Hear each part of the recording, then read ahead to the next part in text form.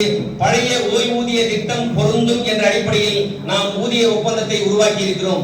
அந்த அடிப்படையிலே நமக்கு ஊதிய ஒப்பந்தத்தின் மூலமாக பெறப்பட்ட இந்த ஊதிய ஒப்பந்தம் பெற வேண்டும் என்ற அடிப்படையில் இந்த புதிய பென்ஷன் திட்டத்தை ரத்து செய்து பழைய பென்ஷன் திட்டத்தை வழங்க வேண்டும்.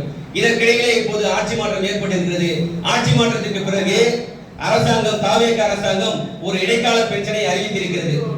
1/4/2003க்கு பிறகு பணி ஓய்வு பெற்றவர்களுக்கும் மரணமடைந்தவர்களுக்கும் இந்த பென்ஷன் திட்டத்தை நீட்டித்து வழங்க வேண்டும் என்ற அடிப்படையிலே நாமும் நீதிமன்ற தீர்ப்பு நிறைவடையும் தருவாயில் உள்ளது.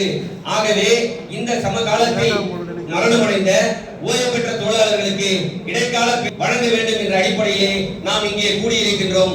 அதற்கான 1/4/2003க்கு பிறகு பணியில் சேர்ந்த தொழிலாளர்களுக்கான பென்ஷன் திட்டம் குறித்து நம்முடைய சம்மேளனத்தின் சார்பிலே நேற்று திருச்சியிலே ஒரு கூட்டம் நடைபெற்றது. அந்த கூட்டத்திலே ஒரு 19 தொழிலாளர்கள் பணி ஓய்வு பெற்ற தொழிலாளர்கள் கலந்து கொண்டார்கள்.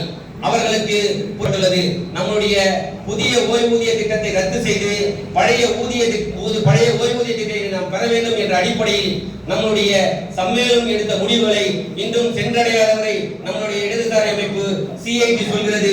சென்றடையாதவரை சென்றடைய வேண்டும் என்ற அடிப்படையிலே சற்றேறக்குறைய நம்மளோடு இப்போது பயணித்துக் கொண்டிருக்கின்ற வேலை பார்த்துக் கொண்டிருக்கின்ற 85,000 தொழிலாளர்களும் ஓய்வு பெற்ற 85,000 தொழிலாளர்களும் சேர்ந்து நாம் இந்த அரசுக்கு பழைய பென்ஷன் திட்டத்தை பெற வேண்டும்.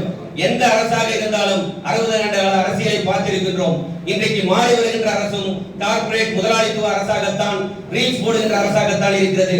ஆகவே இந்த அரசையும் நாம் போராட்ட காலத்திலே தான் சந்திக்க வேண்டும். ஏற்கனவே பாஸ்கர் தோழர் பேசினார். ஓய்வு பெற்ற தோழர்கள் இன்றைக்கு படுகின்ற பல்வேறு சிரமங்களுக்கு ஆளுகின்ற அரசுதான் பொறுப்பு. ஆகவே நாம் தொடர்ந்து போராட்டத்தின் மூலமாகத்தான் பெற்றிருக்க முடியும்.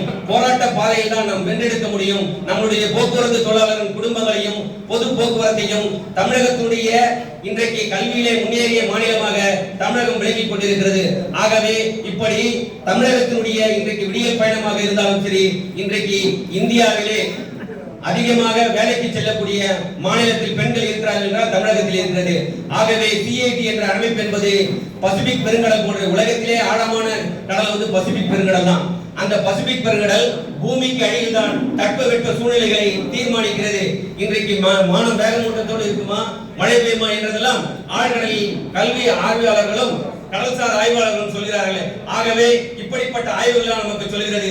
ஆகவே CIT சம்மேளனம் என்கின்ற நம்முடைய அமைப்பு தமிழ்நாடு அரசு போக்குவரத்து ஊழிய சம்மேளனம் என்பது தமிழக மக்களுக்கும் போக்குவரத்து தொழிலாளர்களுக்கும் ஒரு விடிவெளியாக தொடர்ந்து திகழ்ந்து கொண்டிருக்கிறது. நாம் பாதுகாக்க வேண்டும். நம்முடைய ஓய்வு பெற்ற தொழிலாளர்களும் பணியில் உள்ள தொழிலாளர்களும் பாதுகாக்கப்பட வேண்டும் என்று சொன்னால் இந்த போக்குவரத்து சிறப்பாக செயல்பட வேண்டும்.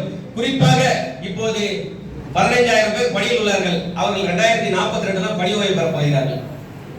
அவர்களுக்கும் சேர்த்து நாம் இன்றையிலிருந்தே போராட வேண்டும். ஆகவே பணியில் உள்ள தொழிலாளர்களும் ஓய்வு பெற்ற தொழிலாளர்களும் தொடர்ந்து போராட்டத்தின் மூலமாகத்தான் இந்த கழகத்தை பாதுகாக்க முடியும், பணியில் உள்ளவரையும் ஓய்வு பெற்றவரையும் பாதுகாக்க முடியும் என்று சொல்லிக்கொண்டு சம்மேளனம் எடுக்கின்ற அனைத்து போராட்டங்களையும் தங்களை அர்ப்பணித்துக் கொண்டு போராட்ட பாதையில் வெற்றி பெற வேண்டும் என்று வாழ்த்தி நிறைவு பெறுகிறேன்.